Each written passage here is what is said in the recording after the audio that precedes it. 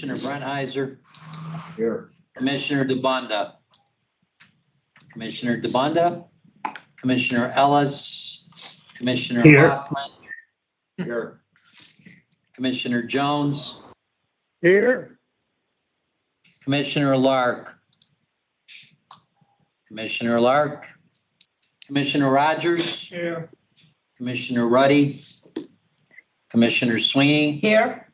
one time, Commissioner DeBonda, Commissioner Lark, Commissioner Ruddy. Mr. Chairman, you have a quorum. Thank you, Tom. So a quorum being present, I note that the meeting was properly advertised in accordance with the Sunshine Law. By way of notice, the commission conducted an executive session to engage in quasi-judicial deliberation to be adjudicated at the public meeting and engaged in attorney-client privilege communication. Welcome, everybody, to our February meeting after another snowstorm. First item of business is the approval of the January 27th, 2026 meeting minutes, which everybody should have received. Is there a motion to approve? So moved. Second. Second. Tom, you can tell me who did the first, Commissioner can't Sweeney, really tell. Commissioner Sweeney moved the motion. Commissioner Brennheiser seconded it. Okay. All in favor of the motion? Aye. Aye. Any opposed? Motion passes. We can go to presentations. Number is the Racing Fund January Financial Report. Tom, you want to handle that? Yes, sir. The beginning cash balance, we'll start with the State Racing Fund. The beginning cash balance is a negative $1,819,000. Total revenue for the month is $3,042,000. Total expenditures are $2,573,000 for an ending negative balance of $1,350,000. Just to reiterate, the 6 months that were in arrears for the transfers from the Racehorse Development Trust Fund did not all come at once. They're doubling up as we go, so it'll take a while to move into a positive situation. Under the next page, under the Horse Racing Commission, total revenue is $491. Personnel costs are $606. Total operating is $212. Total expenditures are $819. One thing that stands out that I'd like to note is under other rental leases and equipment, that 144, if you remember, is for the fingerprint machines that we purchased for the 6 racetracks to make it more convenient for people to get licensed horsemen, breeders, and so on. So for the 6 machines, supplies and so on was about $144,000. On to testing, total revenue is $2,550,000. Personnel costs are $547,000. Total operating is $1,185,000 for total expenditures of $1,732,000. One thing I would note under admin allocation, every year there's an admin allocation for both commission and testing. This month, they did not take it under the commission, but they took it under testing for $692,000. I'm assuming next month, I believe it'll be about $580,000. $590,000 will probably appear under the commission side. Moving on to the comparative for January of 25 versus 26. 26 total revenue is $10,492,000 versus $11,265,000. The major difference, obviously, is transfers from the Racehorse Development Trust Fund. Personnel costs are 7.4 versus 6.9, about a 7% increase. That was attributed to the pay increases the Commonwealth awarded across all agencies. Total operating is 5.6 versus 6.7. Total expenditures are $13,121,000 versus $13,007,000. The next couple sheets are the PA Breeder Fund, Sire Stakes Fund, and the Standardbred Breeder Fund. The last page is simply the promotion money. The transfer has not occurred yet. There have been no invoices paid. The only thing is the $92,000 If you remember, we hold 100,000 back, 5,000 per pair. Mr. Chairman, that's the financial report. Thank you, Tom. Are there any questions for Tom for the financial report? Not seeing any, Tom. You want to go to Yeah, HISA update? Tom. Oh, sorry. That's okay. On the promotion money, the fact that we're not giving anything to anybody, what happens to Pennsylvania Horse Racing Association? Which, you know, they're obviously spending a lot of money. We obviously, as you're aware, we went through the there was supposed to be an RFP. That didn't happen. So we had drafted, the agreements were for 3 years that they expired in June of 2025, which required new agreements. So initially, George drafted the new agreements. They went through the whole process. They were sent downtown for approval to OGC. They had a different idea that the grant should contain certain things and not contain other things. They had to be redone. All of them have been redone. They've all been signed by the parties. They're heading back down to OGC this week, and hopefully they'll approve it. They'll come back to the comptroller and we can get the money out ASAP. And as soon as we do that, we'll forward the letter for PHRA to get their approved advancement, I guess you would call it. Right now, there's pitching pennies at it. Thank you. And I believe the rest of the industry is helping in any way they can. Okay. Thank you, Ed. Any other questions? All right, Tom, you want to go to the HISA update? The HISA update, currently for HISA, we're into 2026. Normally at this time of the year, we negotiate 3 agreements, the MOU, the IGA, which is the test barn et al., and the LSA. Currently, right now, they're finalizing the credits and the true-up. We'll have to see where they are. Moving forward, there are a couple issues we have to sit and talk to them about. Right now, we signed a 60-day extension, which will take us into mid-April. And in the interim, we hope to be working with HISA and IWU to come to an agreement. And I'll roll petrol suspension. Yeah. Go ahead, Tom. Go ahead. If you want, I'll roll the petrol suspension update. Petrol was their HEAL accreditation was suspended effective July 8th for a minimum of 6 months through January 8th. Petrol has been working, Dr. Robinson and Petrol have been working with HIWU to address the questions at hand.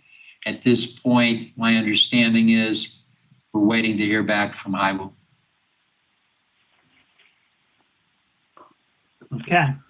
Are there any questions for Tom on the HISA or petrol? Okay, not hearing any. Tom, let's go to administrative actions. All right, the first is a motion to approve the simulcast calendars for March 2026 for the Standardbred racetracks, which would be Harris, Philadelphia, Mohegan Sun and Pocono Downs, and the Meadows. So Is there a moved. motion? So moved, Commissioner Lark. Second. Who seconded it? Commissioner Lark on the motion. Who was the second?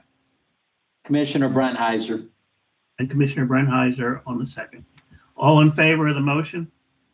Aye. Aye. Any opposed? Motion passes. You want to move to item 6? Item 6, the motion to approve simulcast calendars for March 2026 for the Thoroughbred tracks for Parks, Penn National, and Presque Isle Downs, Mr. Chairman. Is there a motion? So moved. Sweeney. Commissioner Second, Sweeney on the Rogers. motion and Commissioner Rogers on the second. All in favor? Aye. Aye. Any opposed? Motion passes. Item 7. Item 7, a motion to ratify the Standardbred Bureau Director's approval for the Meadows to drop live racing on August 29th, 2026, and add a live racing day on August 22nd, 2026. I have a question about that. Tony, what's the reason for that change? And the second thing, and I assume that you, because I have a lot of confidence that you check this out, but it's not going to conflict with any of the other tracks, is it? Well, the reason for them dropping the 29th, they have something going on at the facility that made them make the request to cancel racing that day. Now, on the 29th of August, there was a 3-year-old sire stakes pacing program, which is being moved back to Friday, the 28th. The date that they requested on August 22nd was the day when they were normally in the original schedule. We were down for that day. They've asked to switch and make that a live day and be dark on the 29th. It does conflict with the same day that Sun Stakes is going on at Pocono on August 22nd. But other So than that, is this a good idea then to be, switching this date?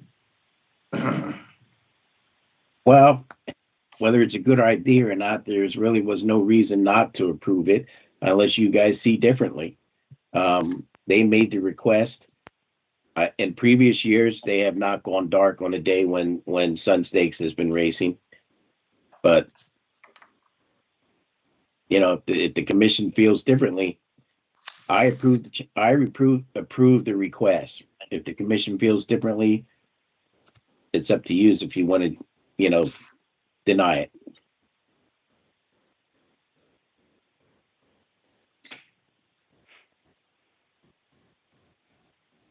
They can't race the So moved to the 22nd. motion, Commissioner Lark. What was that, Daryl? Are you saying that it's impossible for them to race on the 22nd or 29th. 29th? No, on the 29th, which was originally. 29th, Yeah. They have some other event going on when Michael Carter will be joining us later. I'm sure he can explain what the other event is that for the reason why they've made the request. Well, I guess if I'm a horse owner and I have one that can race at both places, I guess I'll choose to race at Pocono, so I'll approve it. Okay. All right, there's a motion, Commissioner Lark on the motion. Commissioner Brenheiser, are you the second? Somebody want a second? I'll second Rogers. Okay, Ed Rogers seconds. All in favor of the motion? Aye. Say aye. Aye. Any opposed? Motion passes. We can go to 8. Motion to ratify the Standardbred Bureau Director's approval for the Meadows to modify the trifecta as follows. Change the number of starters from 8 to 6 or more betting interests. Change the number of individual betting interests from 8 to 6. Change the minimum amount the ticket may be sold at from 50 cents to 20 cents. A motion, Mr. Chairman. Someone want to make the motion? Commissioner Lark. Commissioner Lark on the motion. Any second? I'll second it, Sweeney. Commissioner Sweeney on the second. All in favor, say aye. Well, how about discussion? Aye. My only question is, there seem to have been some articles written lately and some decisions made that the higher amounts for the minimums on these multi-race tickets is a better way to go rather than from 50 to 20. Have they said why they want to do it this way? Ed, they did not say why, Ed. I know one of the main reasons they dropped from 8 to 6 was because they had some races where they've had scratches and they were unable to go with the penfecta the way the current rules were. That's but not my question. It's C that I'm questioning. Again- I guess the other, you didn't answer your question yet, right? Not right. Now, what I can do when we go to industry reports and we have Michael Carter on, I can ask him to explain what the reason is for it, Ed. Unless Michael's there now and he wants to speak up. Michael, are you on? Hi, Tony, I am on. The latter part of the request was made for two reasons. One, we dropped from 3 super high fives to 1, hoping that it would increase the handle in the last race pentafecta. And while it's gone up a little bit, it hasn't taken off like we would have expected. And we've had several customers approach us in the recent weeks claiming that the 50 cent was too difficult. And so we figured we would try the 20 cent minimum to see if we could get the handle in that last race pentafecta up. Well, I hope that's the case. I think that the reason for trying to go to a higher amount is you get the exact opposite of what you're looking for. You get more rollovers or, more, build a larger pool for the mandatory payout of that particular wager.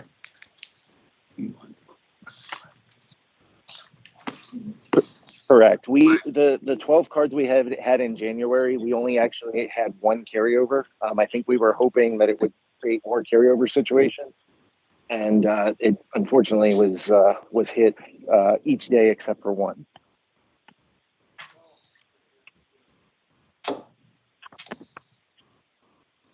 I have another question. When you drop them to 6, Tony, are you going to allow them all the entries in when they drop it to 6? Well, I mean, they make the request to accept uncoupled entries the day of the draw. So originally we would allow uncoupled entries in those events. And then if it turns out the day of the race there's scratches and it's numbered down to 6, if they're uncoupled entries, they'd still be considered separate betting interests.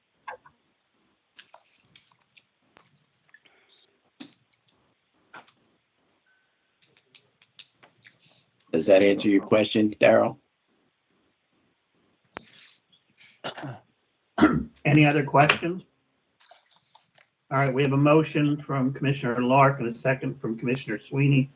All in favor of item number 8, say aye. Aye. Aye. Any opposed? Motion passes. We can go to adjudication. And our esteemed counsel, George Augusto. George? Thank you, Mr. Chairman. This matter is presently before the Pennsylvania State Horse Racing Commission in accordance with the Commission's jurisdiction under Section 9301 of the Racing Act from an appeal filed by licensed trainer Michelle Castillo. The Board of Stewards at Parks Racetrack disqualified Ms. Castillo's horse, Hay Porter, due to interference. As a result, the horse Hay Porter was moved from 1st to 4th place by the stewards after a review of the 8th race on August 18th, 2025. Appellant appealed and requested a hearing. The hearing was scheduled and conducted on November 13th, 2025. The appellant and the commission waived the filing of post-hearing briefs and the record was closed as of December 5th, 2025, with the filing of the corrected hearing transcript. This matter is now before the commission for final disposition. You have had the opportunity to review the transcript and evidence of the record and watch the videotape of the race. The following is the proposed order. And now this 24th day of February 2026, it is hereby ordered that the decision of the Board of Stewards of Parks Racetrack to disqualify the horse Hay Porter from the 8th race on August 18th, 2025, and to place the horse from 1st to 4th place is hereby affirmed. That can be held as a motion. Are there any questions for George? Is there a motion to approve the order as George set forth? So moved, Rogers. Second, Hoffman. Motion by Rogers, the second was by Hoffman. Hoffman. All in favor of the motion? Aye. Let me interrupt you. Aye. Question, discussion. One second. I want to record that I am abstaining because I've not had the opportunity to review the film. Okay, we'll have that abstention. Tom, Commissioner this is Jones. Sal DeBugler. I'm sorry for being late, but I wanted to ask, I couldn't be here for the executive session. I just have a question. Is there a kind of unwritten rule that if you don't have a chance to win, you can't be, the horses in front of you can't be disqualified? That's a question for George, actually. I'm sorry. I'm not understanding your question, Commissioner. Well, if you look at this race, the horse was third and then somebody passed him to be fourth. Right. And That's correct. he was declared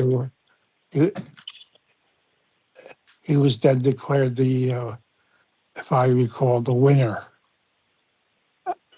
Is there kind of an unwritten rule like that? I just want to know for my understanding.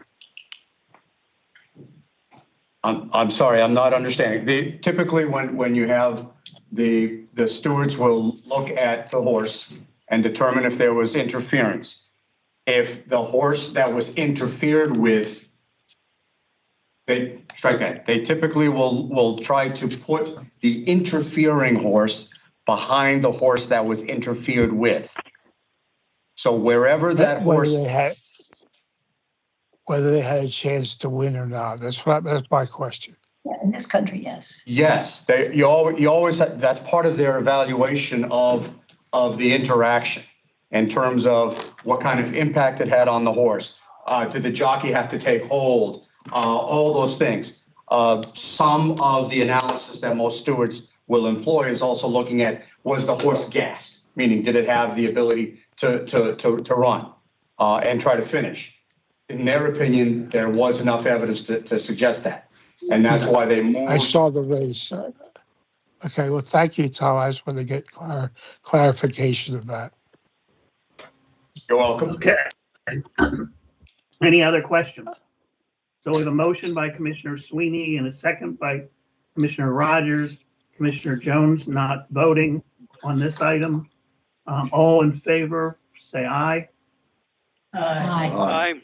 Any opposed? I, along with Russell Jones, will abstain.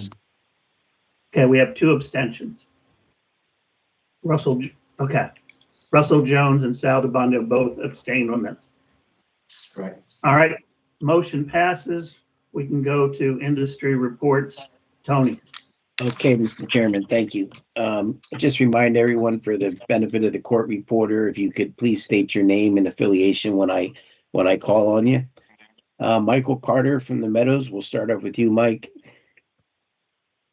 Hi, Tony. Michael Carter, Michael Carter, Carter, Director of Racing at the Meadows. As for the move date, our annual Corks and Kegs Festival was originally scheduled for August 22nd, and the casino moved that to August 29th, necessitating the date change. We have done a couple of marketing things in January. On-track handle on those days were up a couple of $100 both times. And so we're going to continue to do more of those little things. Fans seem to really enjoy it. And, you know, things are just kind of status quo for now as we move through February. We did race 4 days a week in January. We are back down to 3 days a week until May. Okay, thank you, Michael. Mike Zollinger, Pocono, Mike. Thank you, Tony. Commissioners, it's Mike, M-I-K-E, Zullinger, Z-U-L-L-I-N-G-E-R, Director of Racing and Sportsbook Operations at Mohegan, PA. Well, as everyone knows, we're fresh into our 2026 season. This is our 5th day. We actually lost yesterday due to forecasted weather. Other than that, not a whole lot going on, just waiting for some warmer weather to come along so we can do some more outside events. So that's about it. Thank you. Thanks, Mike. Thank you, I Mike. have a question. Mike, about 2 years ago or so, your replays on RTN were switched from the ability to go from full screen to the very small screen. And after quite a bit of, I guess, questioning as to how to change this, it was changed back to the full screen.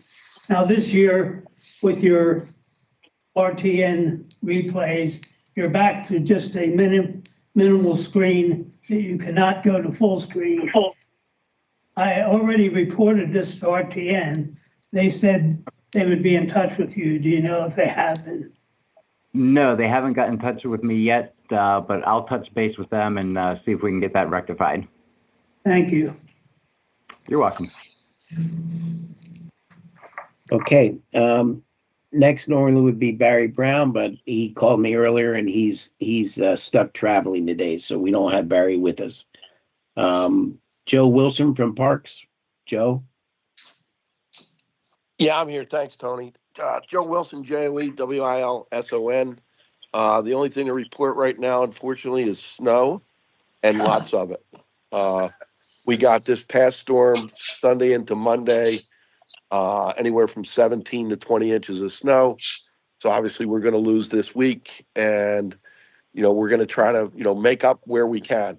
And just spring can't come soon enough. That's all I got. I think we all hear that, Joe. Scott Lisher from Penn National. Scott? Thank you, Tony. Scott Lisha, SCOTT, last name LISHIA. Thank you, everyone. We just started racing last week, Thursday and Friday nights. Would love to have an evening of dreariness without rain or snow, but we'll get there eventually. The weather impacted us for training. The last few days we were unable to train, but it seems like we're getting the track in good shape, so we should be good tomorrow and then throughout the week. Other than that, just trying to get into the cycle of racing again. Thank you very much. Okay, thank you, Scott. Let's go to Matt Ennis, Presque Isle. Matt? Matthew Ennis, Matthew, last name Ennis, Senior Director of Operations at Presque Isle Downs. Report, tomorrow we will have available on our website our stall application and other various forms for horsemen to fill out and begin preparing for our 2026 season. Those applications are due March 27th, so we can understand our backside. Our backside is opening Monday, April 20th, with our first race day Monday, May 18th. So things are around the corner for us here in Erie. That's all I have. Thank you. Okay, thanks, Matt. I'm not sure if we have Sam Beagle or Mike Corrant from the PHHA. No report. A report from Sam. Thank you, Sam. And I'm not sure if Donnell is with us. For those of you who don't know, Donnell gave birth to a baby boy last week named Thomas Johnston. So not sure if she's joining us or not. Donnell, are you there? Good news, she's not. I think she's. I think she has her hands full. So, okay. We'll go to, how about Todd Mosteller with the HBPA? Todd? No report. Okay. Jeff Matty from the PTH. Jeff, are you with us? No report, Tony. Okay. Mike Simpson from the Standardbred Breeders. Do we have Mike? Well, we'll go to Brian. Brian Sanfratello, Thoroughbred Breeders. Brian? It'll be quick. Brian Sanfratello, BRIAN SANFRATELLO, Executive Secretary, Pennsylvania Horse Breeders Association. Page 1 of the handout, you can see January slots. Wasn't a fantastic January for slots play. We are down $507,000. The 2026 yearling show, we had our first one last year, went very well. We expect to increase it a lot this year as far as the number of horses. That'll be Saturday, June 20th at Brandywine Polo Club. Anybody who would like to attend is invited. And the PTH, the PA Thoroughbred newsletter from the Mid-Atlantic is attached. Why breeding in Pennsylvania is an easy decision. Great article put together by Nikki Sherman on why you should breed to a PA sire. Any questions? Thank you. Okay, thank you, Brian. Mr. Chairman, there was no request for public comment, so that's it. Well, thank you, Tony. Is there anything from the board, from the commissioners? Not hearing any. Our next meeting is Tuesday, March 31st, which is spring will have started, and hopefully it will be much warmer and no snow. With that, is there a motion to adjourn the meeting? So moved. So moved. We got a motion from Sweeney? Commissioner Commissioner Lark. Sweeney, and the second was from Commissioner Lark. And I think everybody voted in favor, so have a good, safe trip back. And please note, I've shared this twice and kept it to a half an hour each time.